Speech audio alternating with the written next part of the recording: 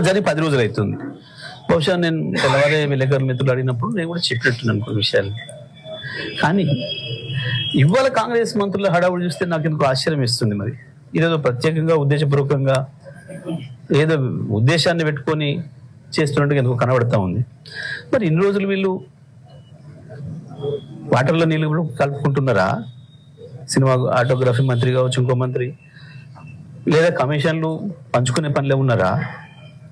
ఒక రాష్ట్రానికి సంబంధించి ఒక అవతల వ్యక్తి వ్యాఖ్యలు చేసి, అవతల బాధ్యుడు వ్యాఖ్యలు చేసి 10 రోజులు అవుతుంటే వాటర్ నీళ్ళు కలుపుకుంటూ ఆయన మత్తులు ఉన్నారా? కమిషన్ల పైసలు లెక్క పెట్టుకోవడానికి సమయం జరపలేదా? ఎందుకు 10 రోజుల తర్వాత స్పందించి ఈ రకంగా మాట్లాడుతున్నారు? చాలా ఆశ్చర్యంగానే ఉంది ఇది. లేదా ఇద్దరు అనుకోని మ్యాచ్ ఫిక్సింగ్ చేసుకొని ఏమైనా మాట్లాడుతున్నారా? 10 రోజులు పడుతుందా ఒక విషయం మీద స్పందించడానికి? అంటే వీళ్ళు స్పృహలో లేనట్టే లెక్క కదా. బహుశా ఆ రోజుకో ముందు రోజుకో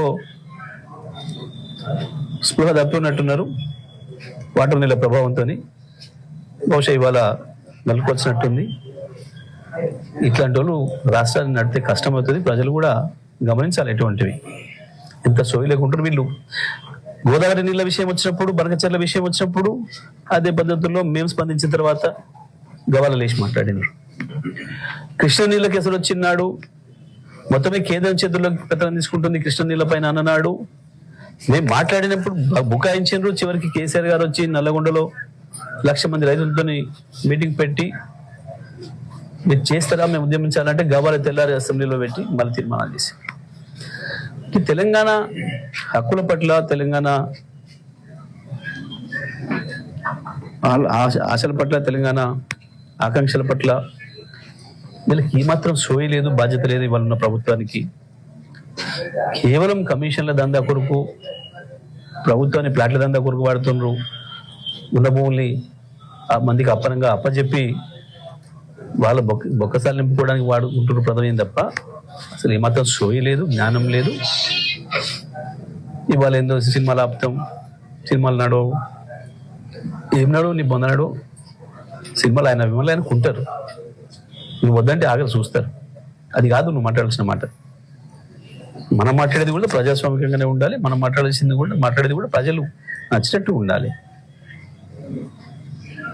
కేవలం సెన్సేషన్ కొరకు, కొద్దిమంది వినోదాన్ని కలిగించడం కొరకు, ఛానళ్ళలో కాసేపు టైంపాస్ చేయడం కొరకు మాట్లాడే ఈ బాధ్యత లేని మంత్రులు ఉంటే ఇట్లనే ఉంటుంది పరిస్థితి.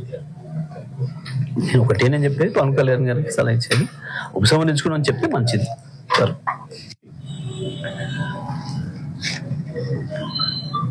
పవన్ కళ్యాణ్ తెలంగాణ పైన చేసిన వ్యాఖ్యలకు సంబంధించి మళ్ళీ ఎందుకో వార్తలు వస్తూ ఉన్నాయి. చాలా మంది స్పందిస్తున్నారు. ఆయన సరే పొరపాటుగా అన్నారా, ఎందుకో యథాలోపంగా అన్నారా, ఎందుకన్నారో మరి అది ఏమైనా అయి ఉండొచ్చు. కానీ ఒకసారి ఒక ప్రాంతం యొక్క మనోభావాల్ని కించపరిచే విధంగా, దెబ్బతీసే విధంగా మాట్లాడినప్పుడు అది తన దృష్టి రాగానే వెంటనే ఉపసంహరించుకోవాలి ఎవరైనా సరే ఆ వ్యాఖ్యల్ని. అట్లాంటి జరగకుండా ఉండే నేను అట్లా అనలేదు, ఏదో వేరే రకంగా పోయింది అది చెప్పుకుంటారు. సహజమైన విషయం ఇదంతా కూడా. అట్లీస్ట్ ఆయన దాని నుంచి వెనక్కి తీసుకున్నాడు అనే భావన ప్రజలకు ఇవ్వడం అవసరము. ఎందుకో మరి ఆయన దాంట్లో కూడా వెనుకబడుతున్నాడు పవన్ కళ్యాణ్ గారు. ఇప్పటికైనా నేను ఉపసంహరించుకున్నాను మాట చెప్తే సరిపోతుంది. ఎందుకంటే పాపం వారాంతం సెలవులకి ఇక్కడికే రావాలి, నేను హైదరాబాద్లో ఉండాలి. అది తెలుసు ఆయనకి. నాకు తెలిసి ఆంధ్రప్రదేశ్లో కంటే కూడా ఎక్కువ ఆస్తులు హైదరాబాద్లో ఉన్నాయి, తెలంగాణలోనే ఉన్నాయి. ఉండొచ్చు, తప్పేం లేదు. మస్తు అందరికి ఉన్నాయి, అక్కడి నుంచి చాలా మందికి ఉన్నాయి, ప్రపంచంలో ఉన్న వాళ్ళకి చాలా మందికి ఉన్నాయి, భారతదేశంలో చాలా మందికి కూడా ఉన్నాయి. ఉండొచ్చు, ఎవరికి ఎక్కడైనా ఉండొచ్చు, ఉంటారు, హక్కు ఉంది. వాళ్ళకి ప్రొటెక్షన్ కూడా ఉంటుంది, తప్పకుండా వాళ్ళకి రక్షణ కూడా ఉంటుంది, అందులో డౌట్ లేదు. ఎక్కువ ఇక్కడనే ఉంటున్నారు కాబట్టి దీన్ని, ఈ ప్రాంతాన్ని కూడా ప్రేమించాలి ఆయన. ఇప్పుడు మేమే తెలంగాణ ఉద్యమం చేసిన వాళ్ళమే, మేము ఎప్పుడు కూడా విద్వేషాలు తెచ్చుకోవడం పద్ధతిలో మాట్లాడలేదు. కేసీఆర్ కూడా ఎప్పట్లో మాట్లాడలేదు, మేము కూడా ఎప్పుడు మాట్లాడలేదు. ఉద్యమ సందర్భంలో కొంత క్రాస్ టాక్ వస్తుంది, అప్పుడు కూడా మేము చాలా సంయమనంగానే ఉన్నాం. సరే 10-12 ఏళ్ళు అయిపోయింది. తెలంగాణ తెచ్చుకున్నాక మా పరిపాలన ఏందో చూసిండ్రు ప్రజలు. కేసీఆర్ దీక్ష దక్షతలు ఏందో తెలిసినాయి. కేసీఆర్ ఆ ప్రాంతం పట్ల ఎట్లా ఉన్నారు చూసిండ్రు.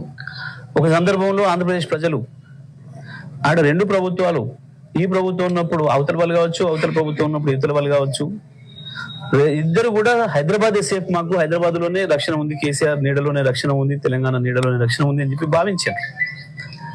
చూసినాం మనం. చాలా మంది మాట్లాడారు మాకు అక్కడికంటే ఇక్కడే బాగుంది అని మాట్లాడారు. గంత జాగ్రత్తగా కడుపులు పెట్టి దాచుకుంది తెలంగాణ అందరినీ కూడా. ఎప్పుడు కూడా ఇతరులు మంచిగా కోరింది. మేము అన్నాడు అడిగినప్పుడు కూడా వేరైతే ఇద్దరం బాగుపడతాం.